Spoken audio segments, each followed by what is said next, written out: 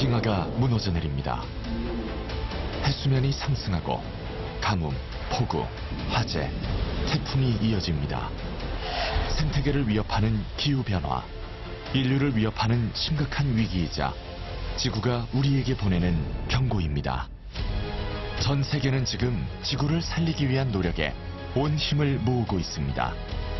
영국, 프랑스를 비롯한 전 세계 각국이 탄소 중립을 선언하고 온 인류가 마음을 다해 지구의 아픔을 치유하는 아름다운 노력을 시작합니다. 우리도 예외는 아닙니다. 기후변화로 인한 피해는 해마다 심각해지고 있으며 온실가스 배출량은 여전히 높은 수준을 기록하고 있습니다.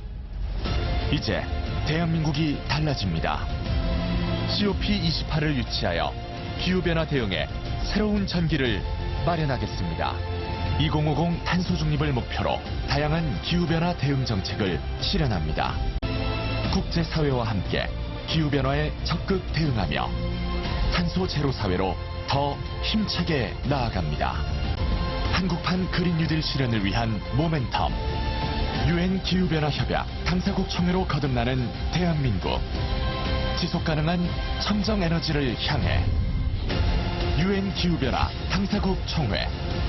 전남과 경남, 남해안 남중권에서 성공적으로 유치하겠습니다. 안녕하세요. 탄소 사냥꾼 조세윤입니다.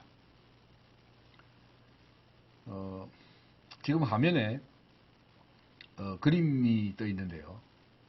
한 사람은 도널드 트럼프 전 미국 대통령이고, 한 사람은 스웨덴의 어린 환경운동가 그레타 툰베리 양입니다. 그레타 툰베리 양이 항의를 해요. 대멸종이 진행되고 있는데 도대체 지금 뭐 하고 있는 겁니까? 젊은이들의 미래가 사라지고 있는데 지금 뭘 하고 있는 겁니까? 이렇게 항의를 합니다. 그러니까 트럼프 대통령이 지구온난화라는 것은 거짓된 개념이야. 지구온난화는 중국이 미국의 제조업을 말살하기 위해서 만들어낸 거짓 개념이야. 지금 뉴욕이 굉장히 추워서 꽁꽁 얼어붙고 있는데 지금 우리에게는 지구온난화가 필요하다. 이렇게 억지를 씁니다. 그러니까 툰베리 양이 한심하다는 듯이 이렇게 내려다보고 있는 그런 그림입니다. 지난해에 기후변화와 관련해서 역대급 여론조사가 있었습니다. 그 여론조사에서 전 세계 150개 국가를 대상으로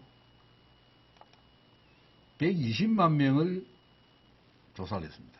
그 중에 40만 명이 18세 미만의 청소년들이었습니다. 이들의 대부분은 지금 지구의 기후 위기가 기후 비상 상황으로 가 있다. 대단히 심각하다. 이렇게 답을 합니다. 그리고 현 상황이 지금 이 상황에서 그럼 뭐가 가장 중요하냐 이렇게 물었더니 교육이라고 답변합니다. 지역별로 위기의식이 좀 달라요. 가장 크게 위기를 느끼는 나라들은 소규모 섬나라 지역입니다. 몰디브 같은 나라들은 74%가 대단히 위험하다. 선진국에서는 72% 정도 나옵니다.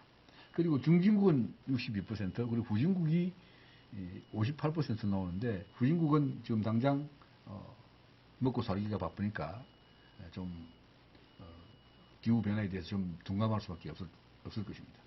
자, 위기 대응 의식에 대해서는 지금 당장 특별한 행동을 해야 된다가 59% 나옵니다. 물론 트럼프처럼 아무것도 하지 않아도 된다 이렇게 고집을 피우는 그런 사람들도 있긴 합니다. 자, 지구촌이 기후위기로 대단히 심각하고 위험합니다. 이런 상황에서 우리나라가, 대한민국이 이런 기후위기에 대응하고 대안을 찾고 있는 UN 기후변화 협약 당사국 총회, 이 총회를 한번 유치를 하자라고 제안을 합니다. 왜 우리나라가 지금 이 시점에서 기후변화 당사국 총회를 유치하려고 할까? 우선 현재 우리나라의 현황을 한번 볼 필요가 있습니다. 우리나라가 군사력이 세계 6위입니다. 경제 규모가 세계 11위예요. 함부로 우리나라를 건들지 못합니다. 거기다가 3050 국민소득 1인당 소득 3만 불 이상, 인구 5천만 이상 이런 나라가 전 세계에서 7개밖에 없습니다. 거기에 우리나라가 포함되어 있습니다. 그리고 지난해에 무디스 국가신용등급을 조사하는 무디스라는 기관에서 144개국을 대상으로 조사를 했는데 우리나라가 1등급입니다. 이게 1등급부터 5등급까지 나누는데 1등급에 포함되는 나라들이 11개 국가예요. 미국하고 일본이 2등급입니다. 그렇다면 우리나라의 국가 위상이 어느 정도인지 잘 나타나 있지 않습니까? 경제적으로 뿐만 아니라 문화적으로도 우리나라는 이미 선진국입니다. 방탄소년단 노래만 불러타면 1억 뷰가 정말 전 세계를 쥐락펴락하고 있습니다. 봉준호 감독의 기생충, 미나리 이런 영화들이 아카데미를 점령하고 있습니다. 그러니까 문화적으로도 그렇고 경제적으로도 그렇고 우리는 이미 선진국에 진입해 있다. 특히 이번 코로나19로 인한 K-방역에서 우리나라는 전 세계의 주목을 받고 있습니다. 깨어보니 이미 우리는 선진국이다 이런 얘기죠. 그런데 이런 세계적인 국가 위상의 반면에 이런 국가 위상에 비추어서 기후 변화에 대응하는 것은 좀 참담합니다. 이산화탄소 배출 전 세계 7위입니다. 그리고 이산화탄소 배출량 증가 속도는 세계에서 가장 빠릅니다. 기후 환경 성과 지수라는 게 있는데 이건 전 세계 61개국 중에 58위를 했습니다. 환경 성과 지수는 더 참담합니다. 180개국 중에서 174위를 했어요. CAT라고 국제 기후 행동 분석을 하는 기관이 있습니다. 그 기관에서는 우리나라하고 호주하고 뉴질랜드하고 사우디아라비아를 세계에서 가장 책임감 없는 무책임한 기후 악당국으로 선정합니다. 지난 2015년 때 프랑스 파리에서 제21차 COP가 있었는데 거기에 우리나라 박근혜 대통령께서 참석을 했어요. 거기서 연설을 합니다. 대한민국도 세계적인 추세에 맞추어서 2030년까지 탄소 배출을 37% 감축하겠다. 단 BAU 대비. 이게 문제였습니다. BAU, Business as usual. 지금 늘 하던 대로. 현재 우리나라가 배출하는 이산화탄소량이 약 70억 톤 되는데 BAU로 하면 늘 하던 대로 배출을 시키면 그 시기가 되면 2030년이 되면 배출량이 약 85억 톤 됩니다. 세계 4위, 5위권 배출 국가가 되고 국민 1인당 이산화탄소 배출량은 거의 세계 탑을 갑니다. 이러니 다른 나라들이 우리나라를 기후 악당국이라고 얘기를 합니다. 그러니까 이런 판에 국격과 우리의 위상이 맞지 않는다. 그래서 좀 거시기하고 쪽팔린다. 그래서 이참에 우리도 유엔 기후변화 당사국 총회를 유치함으로써 그걸 유치하는 과정에서도 유치를 준비하는 과정에서 우리도 세계적인 기후 위기 극복에 발맞춰 나가자. 이런 의지가 있습니다. 그래서 특별히 중요한 게 있습니다. 그동안 지난 14년 전부터 우리나라의 남해안 남중권에서 이 동서 포럼이라는 단체가 있습니다. 이게 남해안 남중권 서부 경남과 동부 전남에 각각 5개, 6개 시군이 모여서 결성이 됐는데 이 단체들이 끊임없이 COP 유치를 제안하고 부탁을 했습니다. 그래서 2012년도에 여수해양 엑스포를 할 즈음에 그 당시에 우리나라에서 그럼 COP를 유치하자 그래서 그 결정을 하고 결심을 하고 준비를 하고 있었는데 어떻게 된 판인지 당시 이명박 대통령이 거짓 우리가 개최할 수 있는 그런 분위기였는데도 불구하고 카타르에게 양보를 해버렸습니다. 그러니까 참 참담했죠. 그래서 참 허탈하게 있다가 다시 심기일전해서 지금 재도전을 하는 거예요. 두 번째 이제 우리가 준비를 하자 해서 국가에 개최를 제안하고 요구를 하고 있습니다. 그래서 이제 우리나라에서도 그럼 한번 보자 해서 타당성 조사를 했습니다. 타당성 조사를 하니까 BC가 1.8이 나와요. 이건 엄청나게 좋다는 겁니다. 3천억, 4천억 이상의 편이 온다. 그래서 지난해 7월 달에 기재부에서 그렇다면 이 COP28을 국가 행사로 지정을 하자. 그래서 인정을 받아놨습니다. 인정을 하면서 승인을 하면서 일단 우리나라에서 유치를 하면은 그 다음에 어느 지역에서 개최를 할 것인지는 공개 모집을 하겠다. 이렇게 선언을 내버렸어요. 그러니까 지금까지 14년 동안 열심히 준비를 해왔던 남해 남중권에서는 허탈하죠. 그러니까 부산, 인천 같은 이렇게 광역시에서 그리고 제주도까지 이 숟가락을 들고 지금 덤비는 판입니다.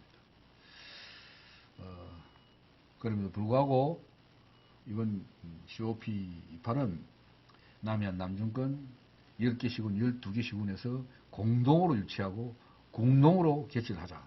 이런 의지들을 가지고 지역 주민들이 똘똘 뭉쳐서 지금 준비를 하고 있습니다. 왜 그럼 남해안 남중권에서 유치를 해야 되느냐? 그 필요성과 당위성을 좀 한번 따져볼 필요가 있습니다.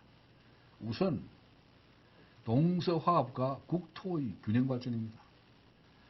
지난 14년 동안 열심히 준비를 열심히 준비를 해왔지만 그 이면에는 동서 12개 시군이 동시에 유치를 하고 동시에 개최를 하자. 이런 동서화합의 중요한 개념이 있습니다. 이런 동서화합의 모델을 통해서 국토 균형 발전에 어떤 모멘텀을 갖자. 이런 거예요. 국토 균형 발전은 지금 헌법적 가치입니다. 우리나라 헌법 123조 2항을 보면요. 국가는 지역 균형 발전을 위해서 지역 경제를 육성할 의무가 있다. 이렇게 되어 있습니다. 여러분들 한번 기억해 보실 필요가 있는데요. 2007년에 경남 진주에서 제2차 지역균형발전 선언식이 있었습니다. 거기에 고 노무현 대통령께서 오셨어요. 그분께서 이렇게 연설을 하셨습니다. 지금 대한민국에서 가장 중요한 가치는 국토균형발전이다. 이보다 더 중요한 가치가 있느냐? 없다. 단호하게 말씀하셨습니다. 모든 부와 인구와 모든 것들이 서울로 수도권으로 다 몰려가면 이제 지역은 소멸된다. 그래서 우리나라가 살아남고 발전하기 위해서는 국토 균형 발전은 가장 중요한 가치이다. 이렇게 말씀을 하신 적이 있습니다. 올해 연초에 문재인 대통령께서도 신년사를 하시면서 그렇게 말씀하셨어요. 한국형 뉴딜은 지역 균형 뉴딜이 중심이다. 이렇게 얘기합니다. 기후 변화에 대응하는 것은 상생의 정신을 발휘해야 한다. 이렇게 대통령께서도 말씀하셨습니다. 그뿐만 아니라 우리 문재인 대통령께서는 이쪽 남해 남중권에 내려오셔서 여기서 유치를 하는데 지지를 하겠다라는 그런 말씀들도 주신 그런 일도 있었습니다. 그리고 또 한 가지가 지금 남해안 남중권이 10개 시군, 11개, 12개 시군이 인구가 150만입니다. 한리해상 국립공원, 다두해 국립공원, 지리산 국립공원을 포함하고 있어서 자연 자원이 대단히 훌륭하고 좋습니다만은 반면에 아주 규모가 큰 국가 산단이 있어요. 여수 국가 산단, 율촌 산단, 포스코 광양제철소, 하동화력발전소, 삼천포 화력발전소, 여수 화력발전소, 대규모 이 석탄 화력, 화석 연료를 사용하는 집약된 지역입니다. 이산화탄소 배출량이 우리나라에서 거의 최고일 거예요. 이렇게 화석연료를 집단적으로 집약적으로 사용하고 있는 이 지역에서 COP28을 기후변화 당사국 총회를 유치함으로써 유치하는 과정을 통해서도 유치를 하면서 에너지의 대전환, 신재생 에너지로 대전환을 하는 아주 최적의 기회를 잡자. 그래서 석탄 화력을 석탄으로 기여되는 게 이제 화력발전소 같은 이런 화석연료 사용의 에너지를 전격적으로 줄여내고 신재생 에너지로 전환하는 기회를 삼자.